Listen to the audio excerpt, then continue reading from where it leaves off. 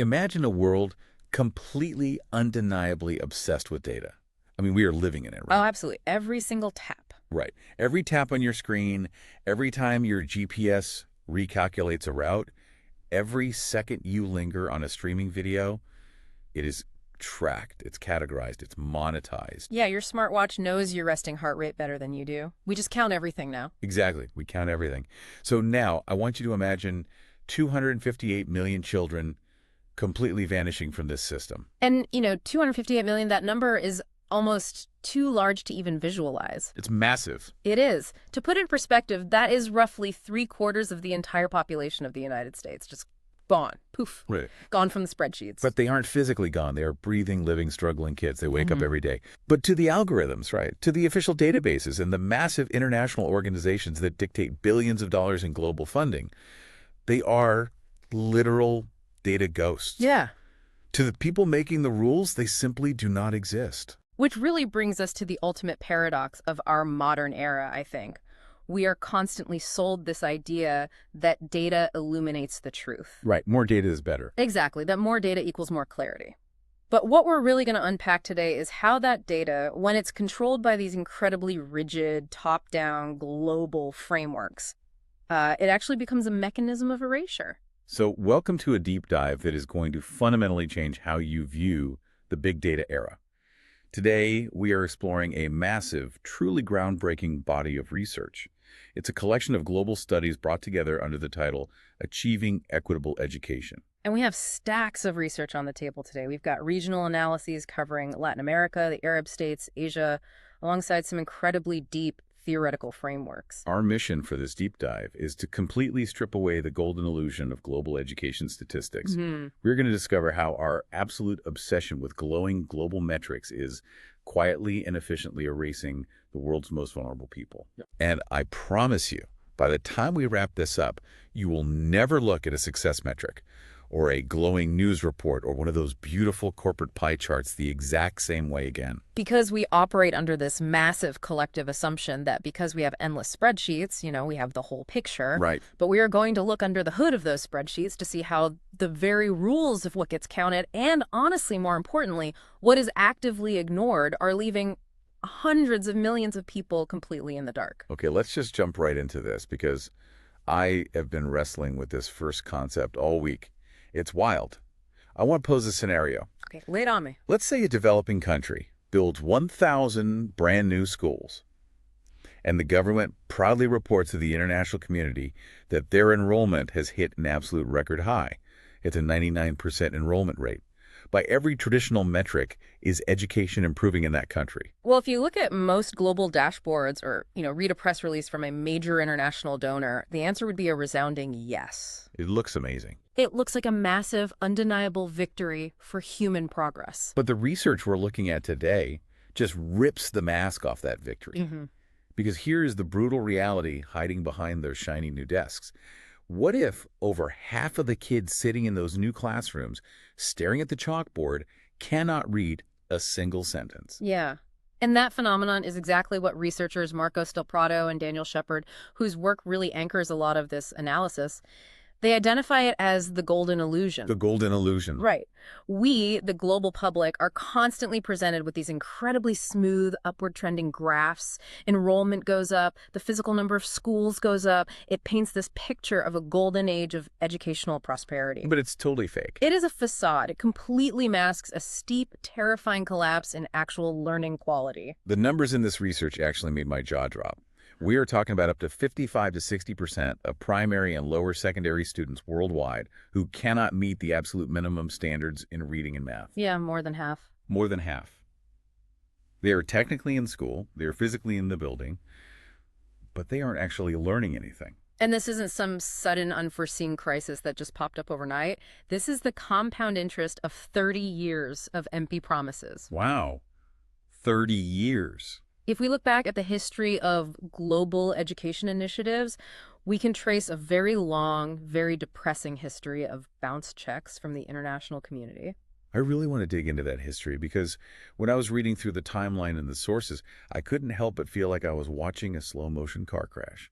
Like, how did we get to a place where we are literally celebrating 60% failure rates just because the kids are in the building. It really starts in earnest back in 1990. The international community gathered in Jomtien, Thailand, and they made this massive, sweeping declaration, education for all. Okay. At the time, they promised to completely solve the crisis of 100 million out-of-school children and 960 million illiterate adults. The rhetoric was soaring. It sounds incredibly noble. But knowing what we know now, I'm guessing they didn't quite hit that target. Not even close. So a decade passes. The year 2000 arrives. The targets are missed, so what do? What do they do? They meet again, this time in Dakar, Senegal. They write a brand new framework, they make new promises, and that eventually morphed into what were known as the Millennium Development Goals, or the MDGs. Right, I remember hearing about those. Now, the MDGs essentially narrowed the focus. Instead of worrying about holistic, quality education, they basically said, let's just focus on getting kids in the door for primary school. Okay, wait, let me pause you there. Let me try to wrap my head around this. It sounds like they promised the moon, realized they couldn't deliver, so they just quietly moved the goalposts closer. That is exactly what happened. It's like a failing company that keeps launching shiny new 5-year plans with new buzzwords to distract their shareholders from the fact that they've never actually turned a single dollar of profit. Are they just repackaging failure every decade? That is a remarkably accurate way to look at it. And to push your analogy a bit further, the executives at that failing company aren't just moving the goalposts. They're specifically choosing metrics that are easy to manipulate. Oh, wow. You hit on the geopolitics of these global goals. Why did the MDGs focus so heavily on primary school access? Because access is incredibly easy to count. It is literally heads in beds, desks occupied. Just counting bodies. Exactly. A government can easily count a warm body in a chair and report a success to the UN. So it's just a head count. It doesn't matter if the kid is actually absorbing anything, as long as they're in the room. Precisely. Now, when the deadlines for those MDGs passed, we got the current set of goals of the Sustainable Development Goals, specifically SDG 4, which has a new deadline of 2030. Now, the shift to SDG 4 was supposed to be the fix. It was designed to be holistic. It was supposed to look at actual learning outcomes, early childhood development, lifelong vocational skills. But the legacy of tracking the easy things continues to overshadow the hard things. We really have to fundamentally understand that global education data is not some objective, pure scientific tool that naturally evolved. Right. It is a highly negotiated political product. That really hits home. And I think for you, listening to this right now, this is why you should care about seemingly distant UN metrics. Because you see this exact same dynamic in your own life, you know. Oh, for sure. When a corporation or a local government or even your own boss focuses entirely on the appearance of success, the glowing quarterly report, the vanity metrics, rather than the actual substance and messy reality of the work, things inevitably fall apart from the inside. Exactly. When the metric itself becomes the ultimate target, the real-world objective completely evaporates. The data ceases to be a reflection of reality and instead becomes a geopolitical smokescreen. Which brings us to what I found to be the most mind-bending part of this entire deep dive. The research outlines what are essentially 3 black holes of data. Yeah, these are fascinating. It's the absolute collapse of logic in how we measure the world. Let me set the scene for you to explain why this is so crazy. Why on earth would a developing nation spend millions of its own scarce dollars, exhaust its local civil servants to collect crucial national education data, only for international organizations to essentially take that data and throw it in the trash? It happens because of the rigid, almost authoritarian rules of the global data regime. The researchers break down 3 massive gaps in the SDG 4 monitoring framework. These are 3 distinct ways that human beings completely vanish from the statistical record. Let's translate these gaps from academic speak into plain English, because the concepts are wild once you decode them. The researchers call the first one missing by absence, or the MA gap. I call this the non-existent zero. This is perhaps the most fundamental and terrifying gap. Missing by absence means that sometimes no one is even looking in the first place. And in statistics, if you don't look, you don't count. The phenomenon simply does not exist. The research uses sub-Saharan Africa as a prime example. The official global data shows that roughly 58% of youth of secondary school age in that region are not in formal secondary school. Stop right there. Over half the youth population. That's not a marginal group. That's a massive demographic reality. Where did they go? Well, they haven't vanished from the earth. Millions of these youths are actually in non-formal training. Okay. They are in apprenticeships, they are working in informal markets, they are in community-led vocational programs. Yet, the data collection on these informal pathways is practically zero. Because the global metric only cares about formal, officially recognized public secondary schools, these millions of youth simply do not exist in the data. That is insane. The system is entirely blind to them. They are a zero. A complete void. It's like looking at a bustling city market and only counting the people wearing business suits and then declaring the market is mostly empty. That's exactly what it is. Okay, that brings us to gap number 2. The researchers call it missing by reporting, or the MR gap. I like to call this one dusty truths. Because the craziest part about this gap is that the data actually exists.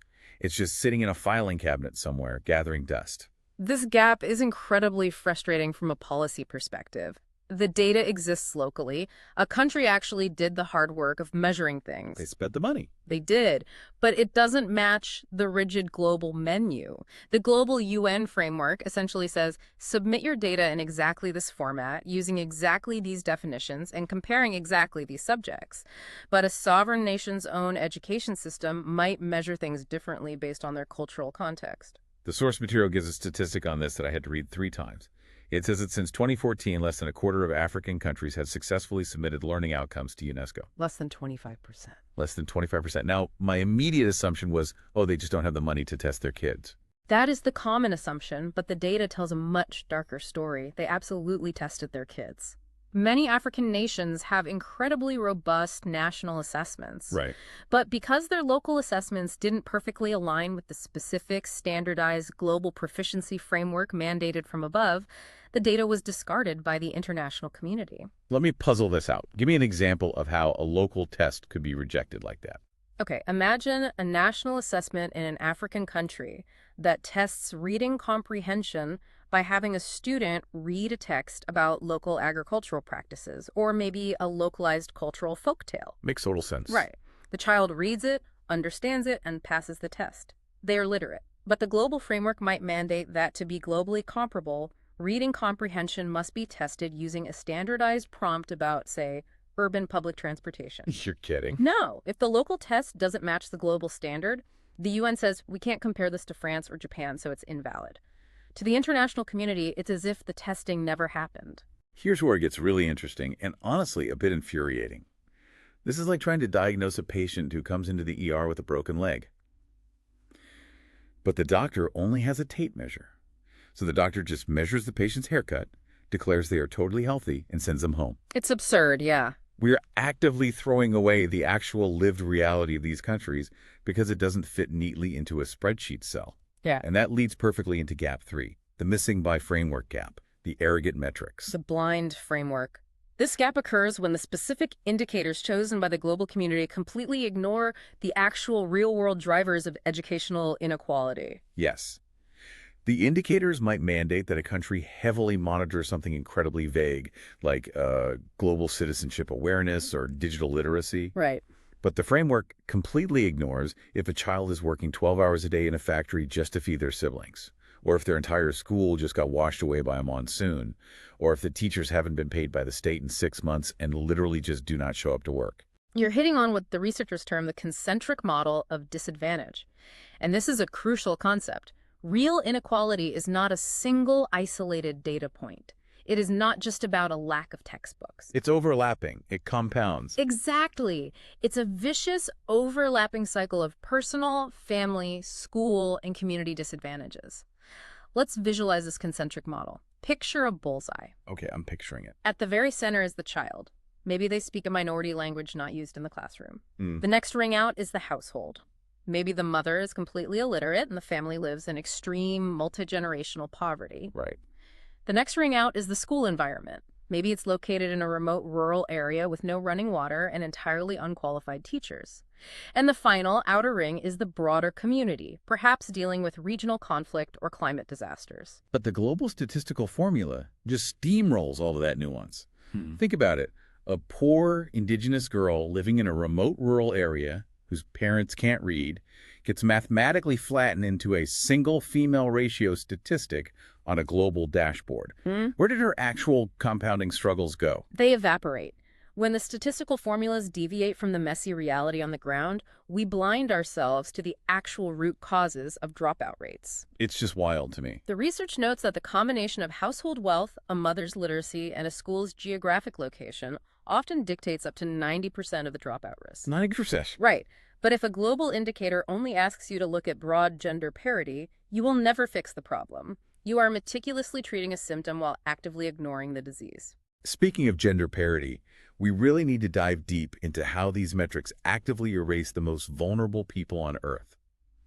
Did you know a country can officially boast to the United Nations that it has a perfect 100% female school enrollment rate, while simultaneously experiencing a massive, silent, terrifying surge in school-based sexual violence against those very same girls? It happens all the time. How can any data system in the world look at that scenario and stamp the word equality on it? Because the system only measures headcounts. Equating true gender equality purely to a 1-to-1 ratio of boys and girls sitting in a classroom is perhaps the biggest, most dangerous self-deception in modern statistics. It's the gender parity lie.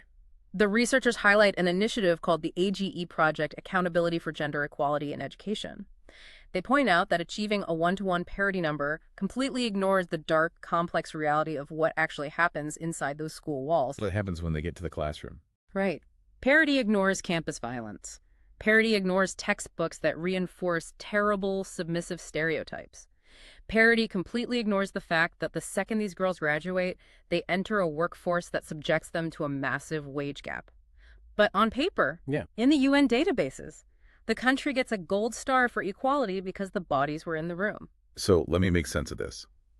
Claiming gender equality just because the head count is equal is like saying a boxing match is totally fair, just because there's one person standing in each corner, completely ignoring the fact that one of those fighters has their hands tied behind their back. That is exactly it. It's an absolute farce. It's the illusion of fairness. I love that analogy. It is a statistical facade. It lets governments claim victory without doing any of the hard cultural work. And this phenomenon of erasure doesn't stop with gender. Let's look at another massive group completely hidden by the data. Internally displaced persons, or IDPs. Oh man, this section. These are the literal shadows of the global system. The numbers in the report regarding IDPs are just heartbreaking. We are talking about 71.1 million IDPs globally, and that includes about 11.6 million children. But as you said, they are completely invisible in the data. Why? They are fleeing war, they are fleeing floods. Why aren't they counted? Because of an arbitrary line on a map, an IDP is someone who has been forced to flee their home due to conflict or persecution or natural disaster, but, and this is the key, they haven't crossed an international border. So they're still in their own country. Yes, and because they haven't left their home country, they do not get official refugee status under international law. Therefore, they don't get the international passports, they don't get placed in UN refugee camps, and they don't get access to the dedicated global funding streams reserved for international refugees. Wait, hold on. So if I'm an IDP in my own country, fleeing a civil war, I become a ghost in my own nation's system. Precisely. The research points out a tragic irony here. An IDP child wandering inside their own country often has a much harder time getting a school desk than a refugee who managed to cross a border into a neighboring country. That makes no sense. Well, think about it locally. Local schools might require residency papers or birth certificates that the child lost in a bombing, and the national educational databases, they don't have a checkbox for internally displaced. They just register that child as a standard dropout. Invisible. A kid who lost their home to a war is lumped into the exact same statistical category as a kid who just decided to skip school. Yeah. And there is another group suffering an incredibly aggressive form of erasure. The indigenous populations. The research uses a term for this that chilled me, a knowledge massacre. It's a stark term, but sociologically, it is highly accurate. Look at Australia, which the research uses as a case study. 90% of Australian indigenous languages are facing extinction. 90%. Yeah. Yet when the global community measures educational success in Australia, they use global assessment tools like PISA, which impose entirely mainstream Western standards on indigenous students. Just to make sure we are all on the same page, PISA, the Program for International Student Assessment, is basically the global standardized test that countries use to brag about how smart their kids are compared to the rest of the world. That's a great summary. It's the ultimate global benchmark. Okay, so they take an indigenous kid who possesses a 1,000-year-old understanding of local ecology, a kid with a deep, complex linguistic heritage. And they forced them to take a standardized test built for a kid living in a Western industrialized metropolis. And when that indigenous student inevitably struggles with that specific, culturally alien test, a test completely devoid of their context, the global frameworks that claim to be trying to close the gap actually end up labeling these students as having intellectual deficits. It's victim blaming by spreadsheet. You test a fish on its ability to climb a tree, and then you record in the official data that the fish is stupid. That exact dynamic is what scholars refer to as epistemic violence. Epistemic violence. Right. Epistemology is the study of knowledge. So epistemic violence means violently asserting that only one kind of knowledge is valid. Forcing everyone into a uniform global metric isn't just bad, sloppy science. It's a modern, entirely legal form of cultural erasure. Wow. It dictates that only Western, formal, standardized knowledge has any value. It challenges us to think critically about who holds the power to define what valuable knowledge actually is. Is a child uneducated because they don't know calculus, even if they know how to sustainably farm a harsh landscape for decades? Epistemic violence. That is a phrase that is going to stick with me for a long time. It's not physical violence. It doesn't leave a bruise, but it wipes out a culture's reality just as effectively. It says your thousands of years of history are statistically invalid. And this massive disconnect between the messy reality on the ground and the pristine data on the computer screen becomes even more glaring when we shift our focus to regional realities versus global averages. Okay, let's pivot to that. Because the regional breakdown in this source material completely shattered my understanding of how technology fixes things. Yeah. I think we all have this bias where we assume, oh, if we just digitize everything, if we use big data, if we put everything on the cloud, we can save everyone. Right, the tech utopia mindset. Yeah. But the research asks a brilliant question. Why can a country with cutting-edge facial recognition and highly advanced digital student tracking completely fail to place a single, desperately in-need refugee child in a classroom? Because technology without interoperability is just an incredibly expensive silo. Let's look at Latin America and the Caribbean. The researchers describe this region as an archipelago of digital islands. Right, because the tech they're using is actually amazing there. It's not a lack of computers. Far from it. Up to 80% of countries in that region use individual digital student IDs. They have highly digitized education management systems. They can track a student's grades and attendance with incredible precision. That sounds perfect. It does, but these databases are absolute silos. The Ministry of Education's database doesn't talk to the Ministry of Health. And cross-border sharing, it's practically a wasteland. So they have the raw technological horsepower to track everyone. But rigid bureaucratic walls make the data totally useless for an actual human crisis. To take your GPS analogy from earlier further, it's like you have a state-of-the-art GPS system in your car, but the bureaucratic ministries are sitting in the passenger seat, refusing to tell the driver where to turn because they don't want to share their private map. That is so frustrating. When massive waves of Venezuelan migrants cross borders into neighboring countries, their entire educational histories vanish. The receiving country has world-class tech, but because the two nations' systems won't shake hands, the migrant child is forced to start over from kindergarten, or they are just completely denied entry because they lack the right digital paper trail. Wow. The technology, which should be a bridge, actually creates an impenetrable wall. This is blowing my mind. What is the point of all this high-tech, expensive data collection if government ministries refuse to talk to each other to actually help a kid who is standing right in front of them? It becomes data for the sake of data, Yeah. not for the sake of the child. It's Sure. performative. Now, let's look at another regional illusion highlighted in the research, the Arab world. This region exposes the mathematical lie of averages. We've talked about averages hiding the truth before, but this is extreme. It is. When you look at regional global reports for the Arab states, the top-line numbers might look mediocre, maybe slowly improving year over year. But that regional average is a Frankenstein's monster of data. How so? Well, you are taking high-income Gulf states, countries that have nearly 100% digital infrastructure, universal air conditioning in schools, and massive educational funding, and you are mathematically mashing them together into an average with a country like Yemen. And the reality in Yemen, as the source states, is an absolute tragedy. Only 2% of vulnerable kids are finishing middle school. 2%. Yeah. But because they are averaged in with incredibly wealthy neighboring nations, the regional report looks okay. Exactly. So the political utility of the average is that it soothes international donors. The region looks like it's holding steady, so no one panics. But on the ground, in highly polarized economic regions, relying on an average is a deadly mistake. It actively prevents emergency resources and funding from reaching the invisible margins where they are needed most. And we see a similar dynamic of erasure in Asia. The report talks about ghost schools caught in the crossfire of regional conflicts. Yes. The research highlights areas like Myanmar.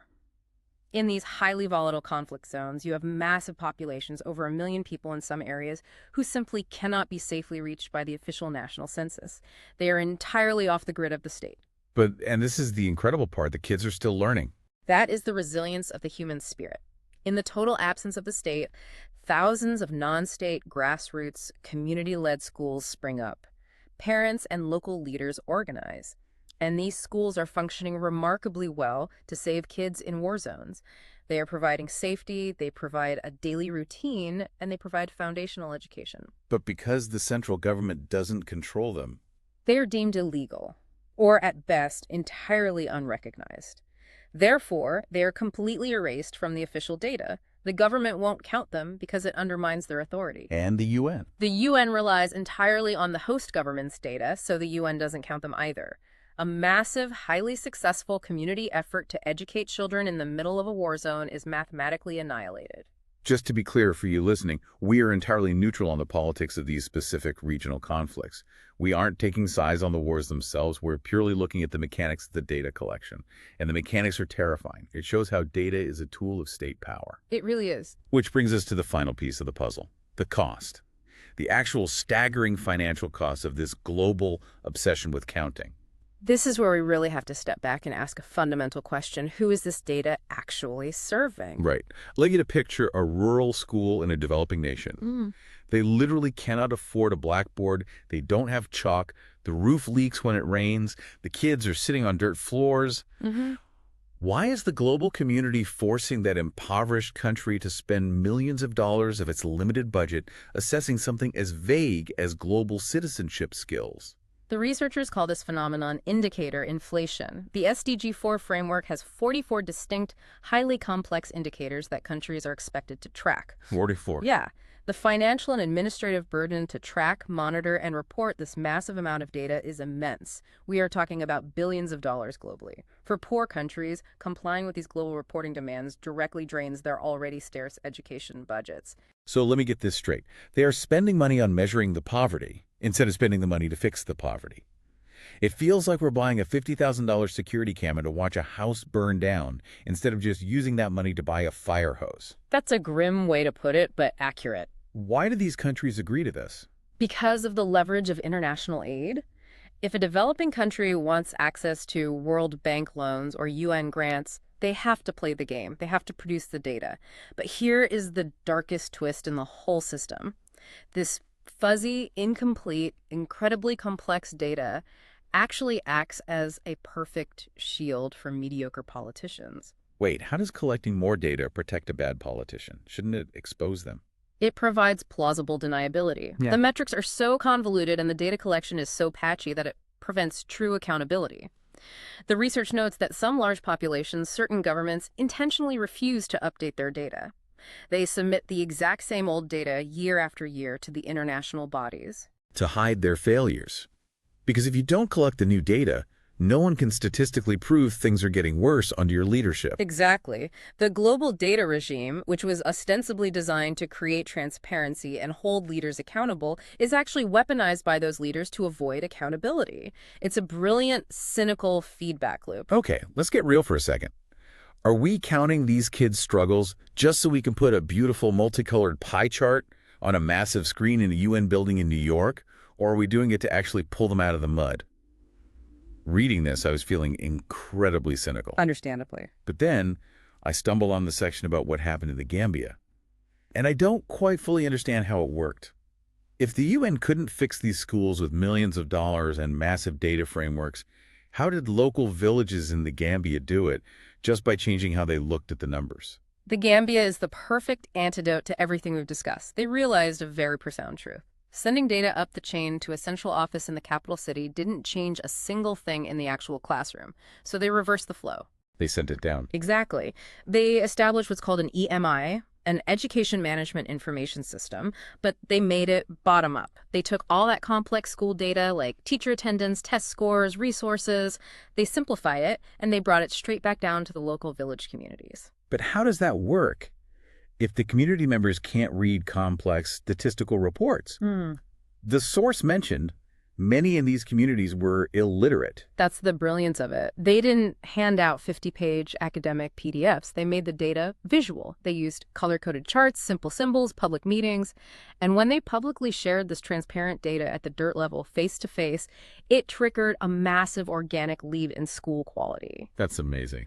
Imagine a village meeting where a simple chart shows that their local teachers are absent 40% of the time. The community doesn't need a UN mandate to act. They see the chart and say, wait, this is our school. We are going to do something about this. Transparency at the community level works infinitely better than glossy reports in high-rises because it triggers immediate, localized social pressure. It actually empowers the people directly affected by the problem, the parents, not some donor 5,000 miles away. Exactly. And this Gambian example ties into a much larger, incredibly important global movement that the researchers highlight: reclaiming data sovereignty. I love this concept. Let's break down the acronyms mentioned in the text because I think they're going to become huge in the next decade. CARE and OCP. These are principles primarily born out of indigenous data sovereignty movements, often abbreviated as ICSOF. CARE stands for Collective Benefit, Authority to Control, Responsibility, and Ethics. And OCCAT. OCPAT, which originated with First Nations in Canada, stands for Ownership, Control, Access, and Possession. It is fundamentally about giving the power back. It is a radical paradigm shift. For centuries, marginalized people, indigenous people, the poor, they have been historically studied like bugs under a microscope. Outside researchers swoop in, extract the data, take it back to Western universities or global headquarters, and use it to label, define, and ultimately control those populations. Right. Indigenous data sovereignty says, no more. The people being studied must have the power to hold the pen. They must have the authority to define what data is collected, how it is culturally interpreted, and who gets to possess and use it. It completely disrupts the colonial legacy of statistics. It stops data from being an extractive industry. Absolutely. The ultimate takeaway from this research is that data must stop being a cold, bureaucratic tool for upward reporting to distant donors. It desperately needs to become a warm, accessible, empowering tool for frontline teachers, for parents, and for local communities. That is a total paradigm shift. We started this deep dive looking at massive, cold, global numbers, 258 million missing kids. But we end by looking at human destiny, because that is what data really is, right? It is human lives. Encoded. If the metrics don't reflect the truth of those lives, the goals are completely meaningless. The year 2030 is right around the corner. That is the deadline for these Sustainable Development Goals. The question this research leaves us with is profound. If we don't radically change how we collect, share, and truly respect local knowledge, are we just using modern algorithms to repeat the oppressions of the past? Are we just doing 19th century colonialism with 21st century dashboards? It is a question every global leader needs to answer, but, it's also a question for all of us. Exactly. So I want you to think about this in your own life. Think about the metrics you use in your workplace, the KPIs you are judged by. Think about the metrics in your community, maybe even in your personal life. Ask yourself, are your metrics actually measuring the messy, complicated, beautiful truth? Or are they just hiding the things you are too afraid to actually fix? Are you measuring the broken bone, or are you just measuring the haircut? That is the ultimate question of the big data era. We want to thank you for joining us on this deep dive. The next time you see a glowing global report on the news or a massive corporate success chart, I want you to look past the beautiful pie chart. Look for the shadows. Look for the ghosts, because the most important story is almost always the one they aren't counting.